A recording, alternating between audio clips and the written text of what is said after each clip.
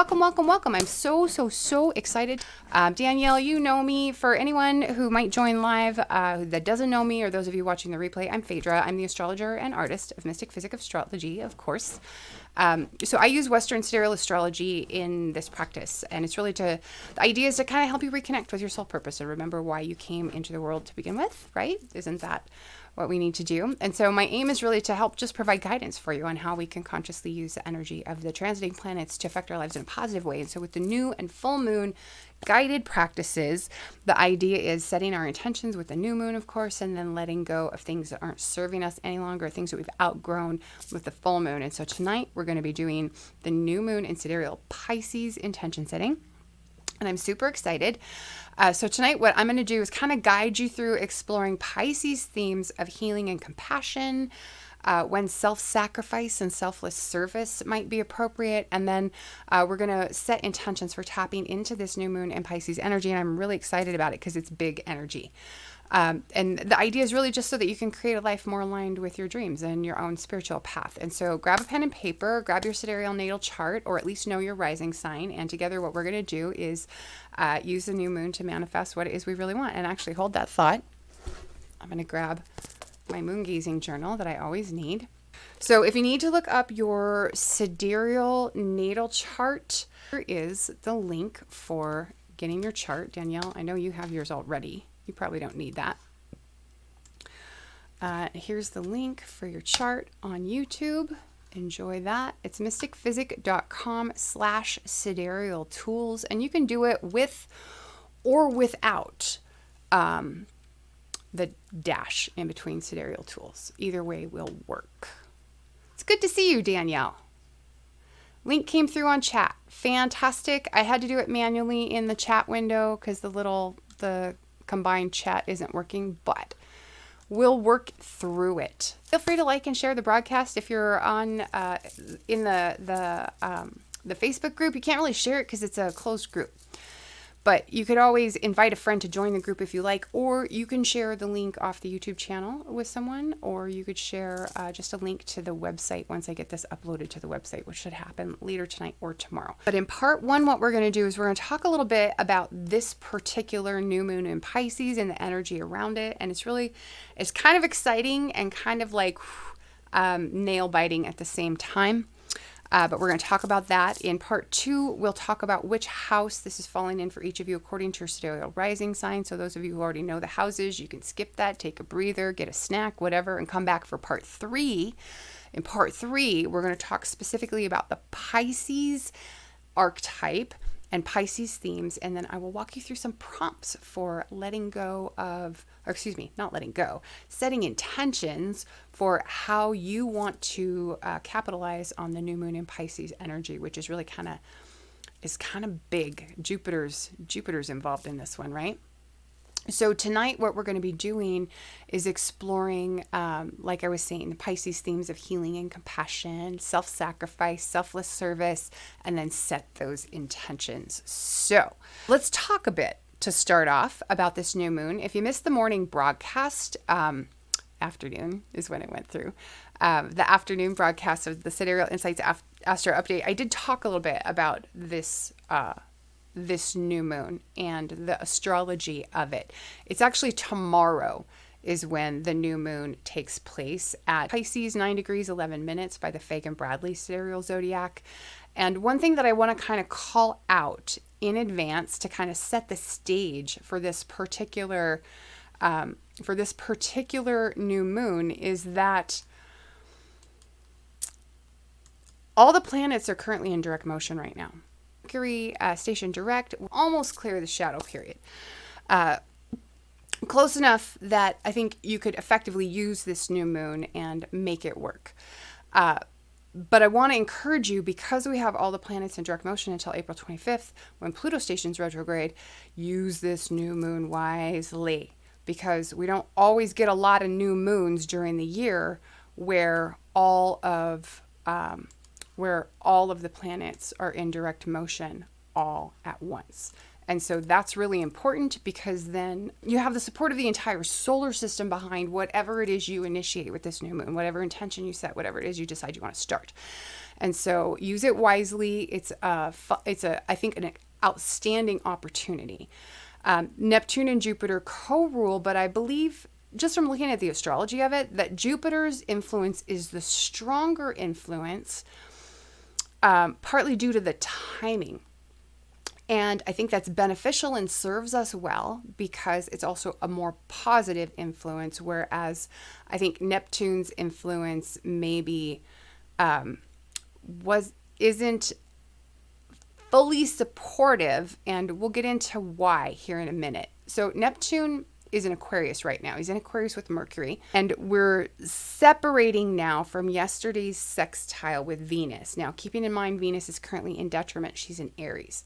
And Venus in Aries can sometimes lead us towards self-centeredness, selfish behavior. We're concerned with our own desires, right?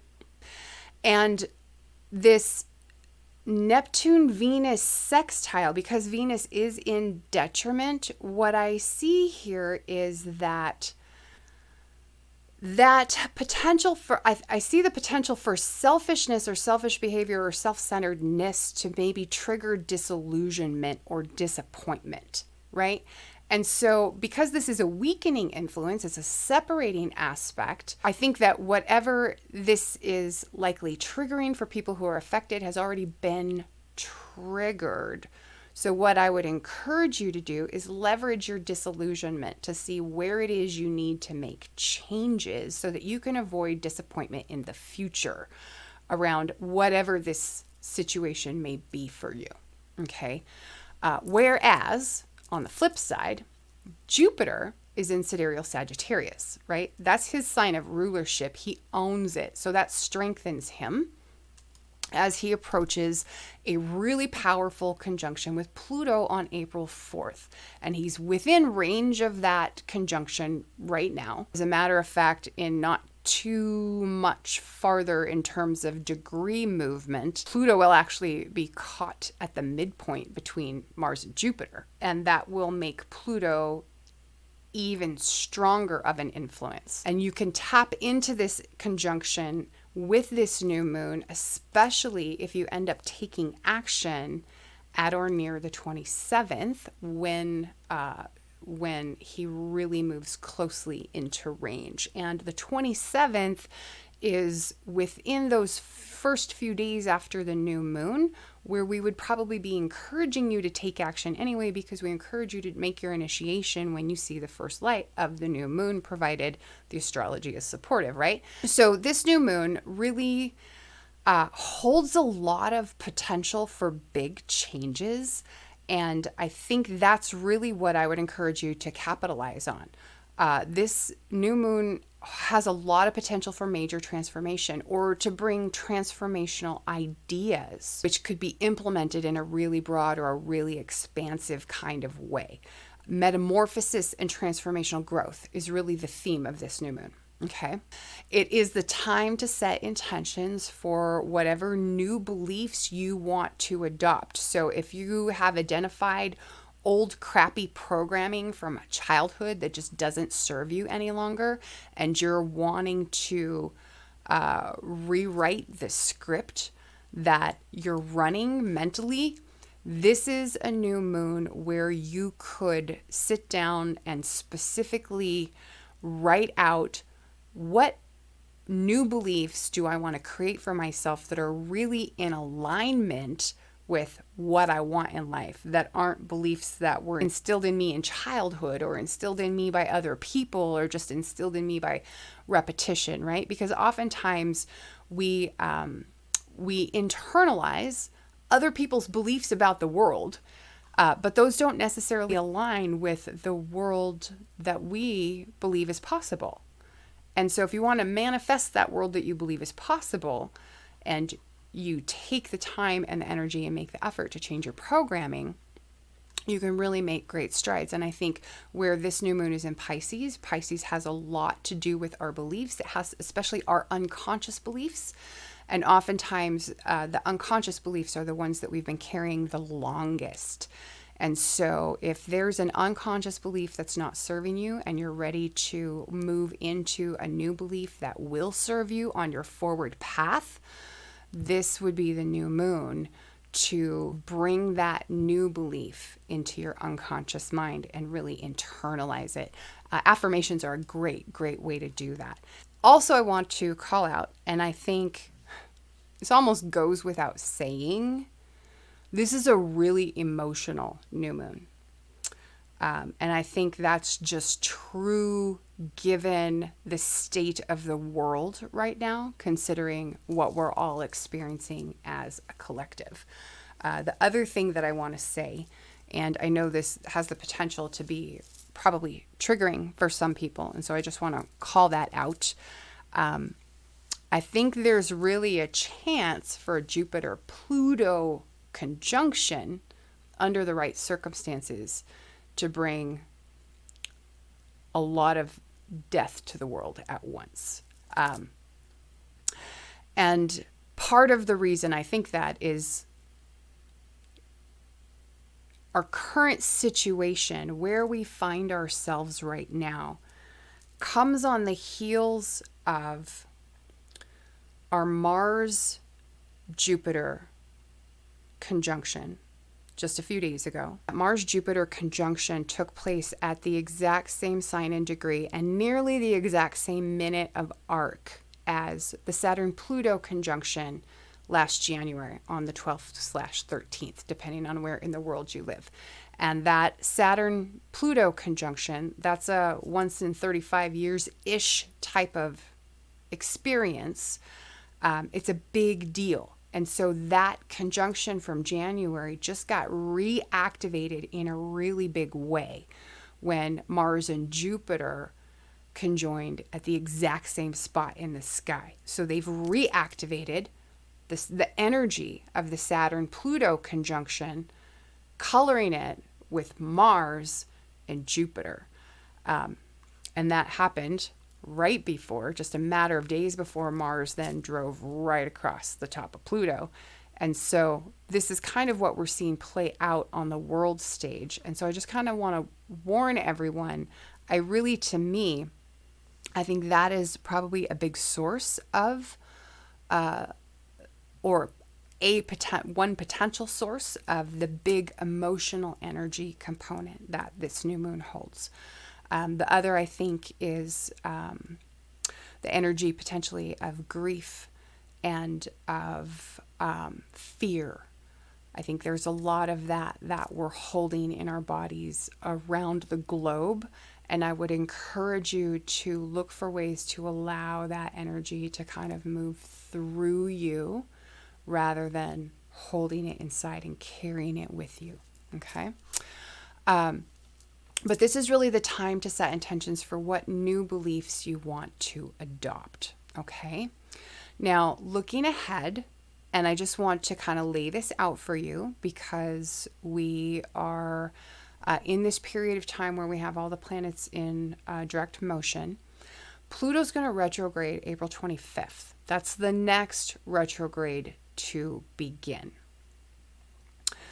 So you have this window to get ready for our annual slowdown, the annual mid-year slowdown when we end up with anywhere from 3 to 5 planets retrograde all at once, right?